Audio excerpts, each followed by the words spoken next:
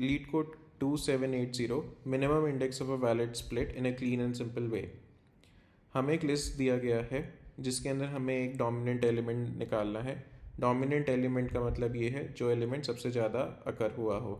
उसके बाद हमें एरे को ऐसे स्प्लिट करना है कि दोनों सब एरेज के अंदर डोमिनेंट एलिमेंट सेम रहे एंड उनका जो फ्रीक्वेंसी है उनके सब एरेज के लेंथ से 2 टाइम्स बड़ा हो। First step, we create a hash map. Hash map एक की वैल्यू पेयर का स्टोरेज है, हीप स्टाइल स्टोरेज है। इसके अंदर कोई भी access of an element is O1। Elements को कीज मानते हुए हम उनकी फ्रीक्वेंसीज को रिकॉर्ड कर रहे हैं इस हैश मैप के अंदर।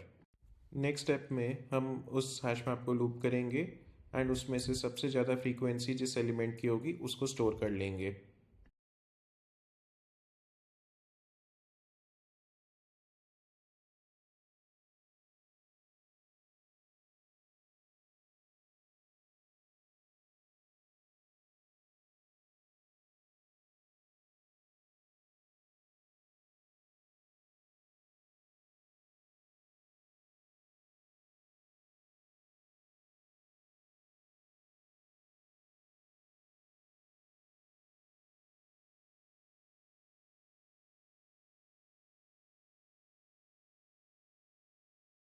फाइनल स्टेप में हम एक बार वापस से अपनी लिस्ट को ट्रेवर्स करेंगे।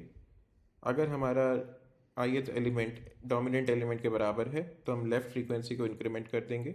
हमें पता है कि हम लेफ़्ट टू राइट जा रहे हैं, इसलिए लेफ़्ट साइज हमेशा i+1 रहेगा। राइट साइज हमें i+1 के बाद का एलिमेंट चाहिए, बाद के एलिमेंट्स चाहिए, तो हम टोटल एरे की लेंथ से लेफ़्ट साइज को सब्ट्रैक्ट कर देंगे। राइट फ्रीक्वेंसी हमने कैसे निकाली? चूँकि हमें ऑलरेडी पता था कि हमारे डोमिनेंट फैक्टर की टोटल फ्रीक्वेंसी एरे में क्या है, तो उसमें से हमने जितनी कवर कर ली यानी कि लेफ़्ट फ्रीक्वेंसी उसे माइनस कर देंगे तो हमारे पास राइट फ्रीक्वेंसी आ गई। नाउ हमें एक रिटर्न स्टेटमेंट चाहिए कि अगर लेफ़्ट फ्रीक्वेंसी को अगर हम 2 से मल्टीप्लाई करते हैं और वो लेफ़्ट साइज से बड़ी है यानी लेफ़्ट सब एरे से बड़ी है एंड राइट फ्रीक्वेंसी इंटू 2 करके अगर वो राइट साइज से यानी कि राइट सब एरे से बड़ी है तो हम आई को रिटर्न कर देंगे। अदरवाइज एंड में हम -1 रिटर्न कर देंगे जो हमें क्वेश्चन में बताया गया था।